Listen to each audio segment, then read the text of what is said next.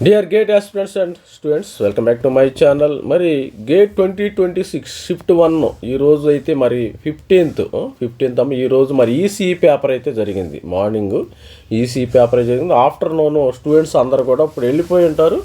Data science and artificial intelligence, కొంతమందికి తెలియదు AML branch తీసుకున్న వాళ్ళు ఎవరైతే ఉన్నారో, అదేవిధంగా సిఎస్సి స్టూడెంట్స్ కూడా కెన్ రైట్ ఇంటుందో మరి data science and artificial intelligence మరి రాయొచ్చు. అదేవిధంగా ఈసీఈ స్టూడెంట్స్ మార్నింగ్ వీళ్ళు రాసి ఉంటారు. కొంతమంది ఇన్స్ట్రుమెంటేషన్ స్టూడెంట్స్ కూడా రాసి ఉంటారు. కొంతమంది త్రిబుల్ ఈ స్టూడెంట్స్ కూడా రాసి ఉంటారు. అంటే 2 పేపర్ కాంబినేషన్ కదా. 2 పేపర్ కాంబినేషన్ అంటే ఈసీఈ స్టూడెంట్స్ ఇన్స్ట్రుమెంటేషన్ రాయొచ్చు, ఇన్స్ట్రుమెంటేషన్ స్టూడెంట్స్ ఈసీఈ రాయొచ్చు, త్రిబుల్ ఈ కూడా రాయొచ్చు. ఆల్రెడీ త్రిబుల్ ఈ 14th అయితే జరిగింది. మరి ఈరోజు ఈసీఈ కూడా రాయొచ్చు. అదే మరి ఇవన్నీ చెప్పాను కదా, ఈసీఈ, త్రిబుల్ ఈ, ఇన్స్ట్రుమెంటేషన్ ఇవన్నీ కూడా అన్నదమ్ములు లాంటివి. మరి కొంచెం మోడరేట్. ఈరోజు ఈసీఈ పేపర్ ఎలా ఉందో చూద్దాం ఒకసారి. చూస్తే డిఫికల్టీ వాజ్ మోడరేట్ అనమాట. ఓవరాల్ డిఫికల్టీ వాజ్ మోడరేట్గా ఉంది ఈసీఈ పేపర్. ఈసీఈ నా ఫేవరెట్ సబ్జెక్ట్. మరి డిఫికల్టీ రేటెడ్ ఈజీ టు మోడరేట్గా ఉంది.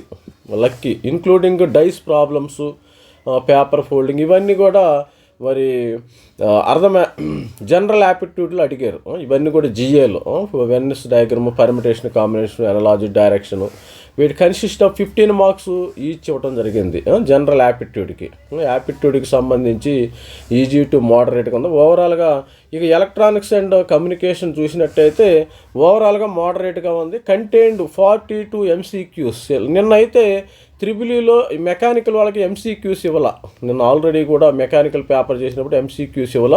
ఇప్పుడు ఇక్కడ 10 MSQs ఇచ్చాడు. నిన్న అయితే 0, మరి మెకానికల్కి 0 ఇచ్చాడు. ఇది లక్కీగా MSQs multiple choice questions 42, 13 NITs ఇచ్చారు, 10 MSQ ఇచ్చారు. మంచిగానే ఇచ్చారు. పేపర్ బాగుంది, చూస్తానికి కూడా చాలా నీట్గా మరి స్టూడెంట్స్ రాయదగ్గ డోయబుల్గా ఉన్నట్టు అనిపిస్తుంది నాకైతే. Core technical section describe the conceptual with some lengthy calculation key topics కాబట్టి EMF, electromagnetic field theory, electromagnetic మంచి similar to the CSC. Op amps చెప్పాను కదా, ఆప్ యాంప్ చదువుకోండి. ఆప్ యాంప్లో ఒక 10 మార్కులు ఈజీగా వస్తాయి మనకి. ఆప్ యాంప్లో రాయ్ చౌదరి అనే బుక్ ఉంటుంది. ఎవరైనా జేఈ మరి గేట్ 2027 స్టూడెంట్స్ ఆప్ యాంప్స్ ఒక ప్రాణం లాంటిదమ్మా. మంచి స్కోర్ వచ్చే అవకాశం ఉంది. Operational amplifier circuits, operation inverting, non inverting, మరి ఇన్స్ట్రుమెంటేషన్ యాంప్లిఫైర్, మరి Smith triggers, pulse digital, D2 ATD converters మంచిగా ఉంటుంది. రాయ్ చౌదరి అనే బుక్.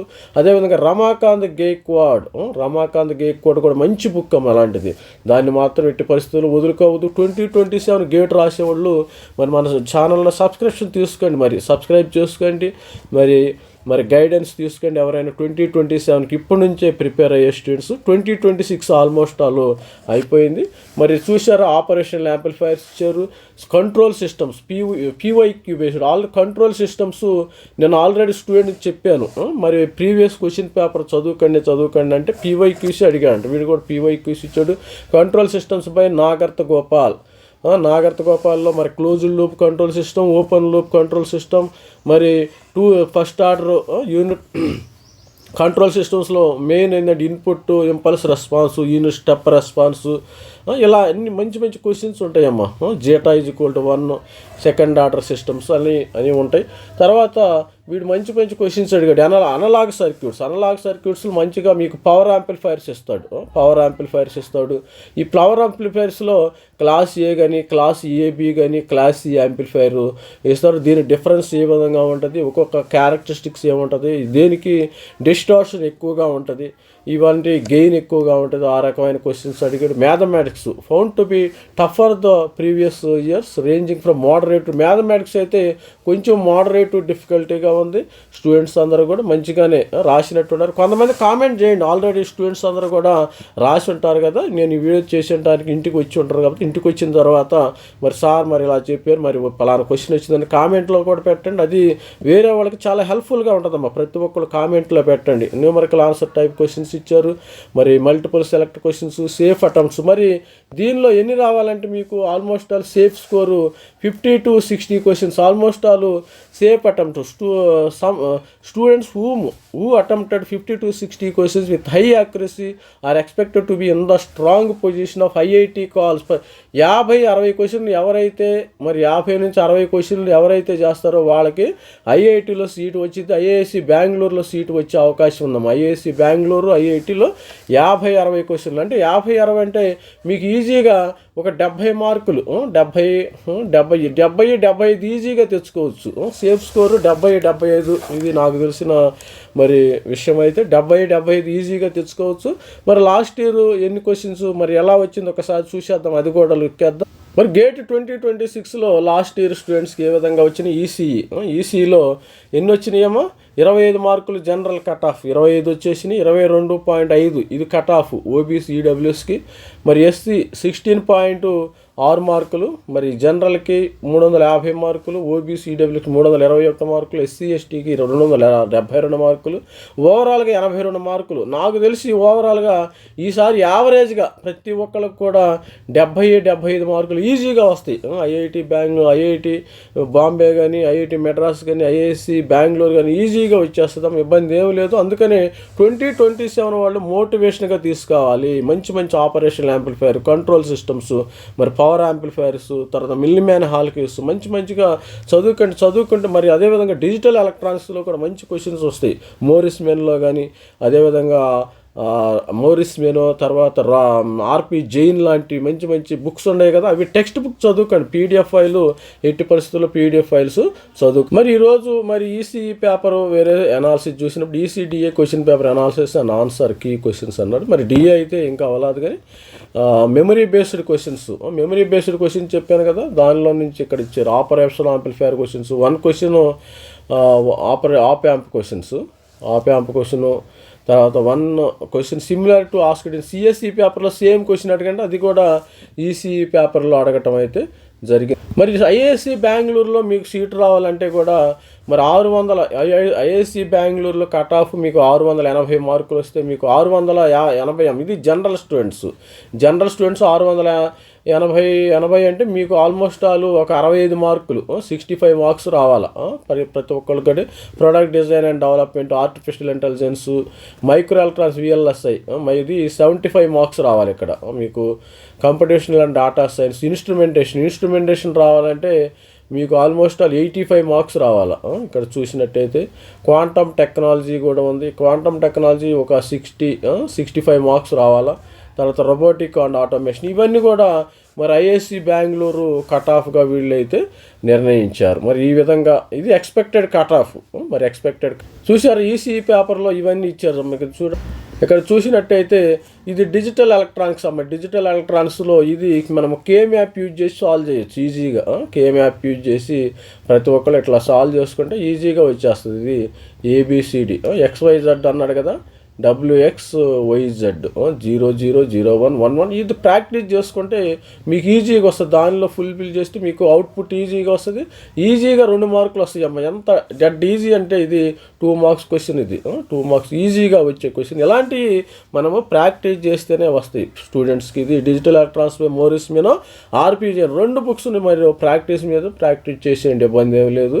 మరి గేట్ 2027 స్టూడెంట్స్ మంచిగా ప్రిపేర్ అవ్వండి. ఇప్పుడు నుంచి రోజుకు 2 గంటలు 3 గంటలు, ఎక్కువ టైం కూడా ప్రిపరేషన్ అవసరంలా. మీరు BTech second year, third year ఎవరైతే సీరియస్గా చదువుకుంటారో, బ్యాక్లాగ్స్ లేకుండా చదువుకుంటారో వాళ్ళకి ఇది ఈజీ, అసలు కొట్టిన పిండి లాంటిది ఇది. ఓవరాల్గా రిజర్వేషన్ కట్ ఆఫ్ చెప్పాను కదా ఆల్రెడీ, మనకు 25 to 29 జనరల్ కేటగిరీ 2025. మరి ఆల్రెడీ ఇది last year cut off 16.6, 19.4 marks for SC ST category.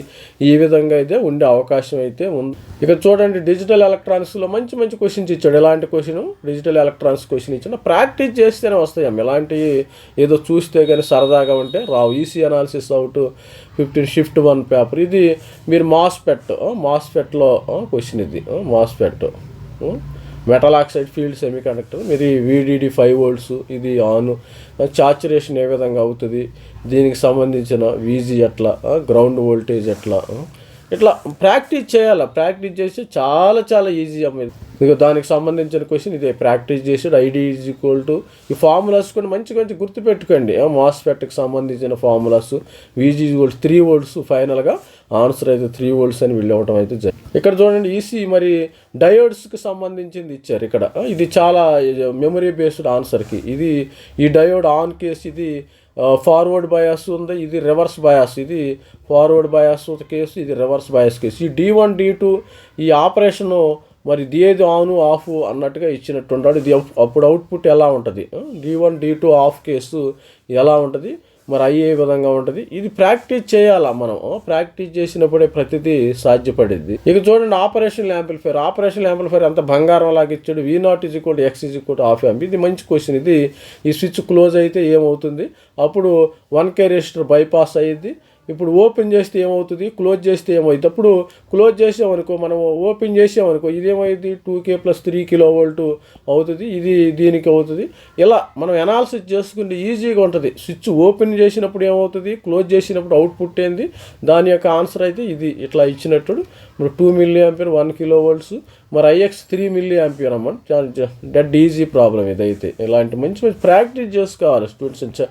చిన్న లాజిక్లు ఉంటాయి. తర్వాత ఇక్కడ ఇచ్చాడు కదా మరి ఇన్స్ట్రుమెంట్, ఇది ఆపరేషనల్ యాంప్లిఫైర్ BJT రెండింటిని కలిపి ఇది మెమరీ బేస్డ్ క్వశ్చన్గా ఇవ్వటం అయితే జరిగింది స్టూడెంట్స్. ఇలాంటి మంచి మంచి క్వశ్చన్స్. I0 = ICE/1/β మంచి మంచి ఫార్ములాస్. ఈ ఫార్ములాస్ ప్రాక్టీస్ చేయాలమ్మా. ప్రాక్టీస్ చేస్తేనే మరి గేట్ 2027 ఎవరైతే థర్డ్ ఇయర్ కానీ ఫైనల్ ఇయర్లోకి ఎంటర్ అయ్యారో ప్రాక్టీస్ చేసుకోండి ఇప్పటి నుంచే.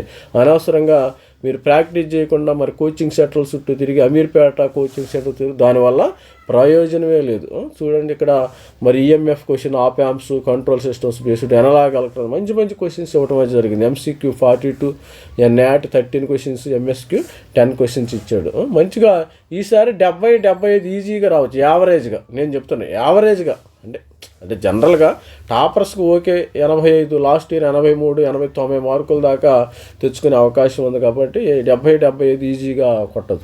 ఇది స్టూడెంట్స్ ఆల్మోస్ట్ ఆల్ మనకి గేట్ అయిపోయింది. మరి ఆఫ్టర్నూన్ అయితే DA పేపర్ ఉంటుంది. ఈరోజు data science and artificial intelligence almost all GATE అయిపోయింది. We're waiting for the 19th results. ఈ 19th రిజల్ట్స్ వరకు మరి ఎవరికి బాగా వస్తాయో చూడాలి. మరి IISc బెంగళూరు మరి నేను అక్కడ నా వారసల్లాగా మరి మీరు ఎవరైనా IISc బెంగళూరులో చదువుతారేమో చూద్దాం. మన సబ్స్క్రైబర్ కానీ మెంటర్షిప్ తీసుకున్న వాళ్ళు కానీ 19th రోజు మరి ఎలా వస్తుందో చూసుకుందాం. మరి పేపర్ దాన్ని బట్టి మీకు ఎక్కడ సీట్ వస్తుందో, మరి NITలో వస్తుందా, IITలో, IISc బెంగళూరులో వస్తుందా. అదేవిధంగా ఇప్పుడు చూసినట్టయితే మరి దీనిలో ఇండియన్ స్టాటిస్టికల్ ఇన్స్టిట్యూట్లో కూడా మంచి ఉన్నాయేమో. మనం వీడియో చూడండి. ఇండియన్ స్టాటిస్టికల్ ఇన్స్టిట్యూట్లో MTech computer science, CS and క్రిప్టోగ్రఫీగా ఉండటం జరిగింది. ఇది స్టూడెంట్స్ ప్రతి ఒక్కరు కూడా ఛానల్ సబ్స్క్రైబ్ చేసుకోండి. మనకి జనరల్ నాలెడ్జ్ చాలా ఇంపార్టెంట్. మరి జనరల్ నాలెడ్జ్ ఇలాంటి డేటా మరి ఎవరు కూడా మన తెలుగు రాష్ట్రాల్లో అంత చెప్పేవాళ్ళు లేరు. కాబట్టి మరి సబ్స్క్రైబ్ చేసుకోండి. అంత డేటా మీకు అవైలబిలిటీ ఉంటుంది. మరి నేను కూడా I did my MTech from IISc Bengaluru. ఇప్పటికి IISc బెంగళూరులో ఫెసిలిటీస్ కూడా చాలా మారిపోయినాయి. మరి మంచి అక్కడ ఇన్ఫ్రాస్ట్రక్చర్ కూడా, కంప్యూటర్ ల్యాబ్స్ కానీ, సిస్టమ్స్ కానీ. ఆ రోజుల్లో మాకు ఇంటర్నెట్ అనేది చాలా తక్కువగా లిమిటెడ్గా ఉండేది. ఇప్పుడు ఎక్కడైనా ఇంటర్నెట్ కానీ, రిసోర్సెస్, డిజిటల్ ఇవన్నీ కూడా డిజిటల్కి సంబంధించిన పెద్ద జర్నల్స్ యాక్సెస్ చేయటము, డిజిటల్ లైబ్రరీ అన్ని ఫెసిలిటీస్ అప్పటికే ఉండి ఇంకా ఇన్ఫ్రాస్ట్రక్చర్ బాగా పెరిగింది.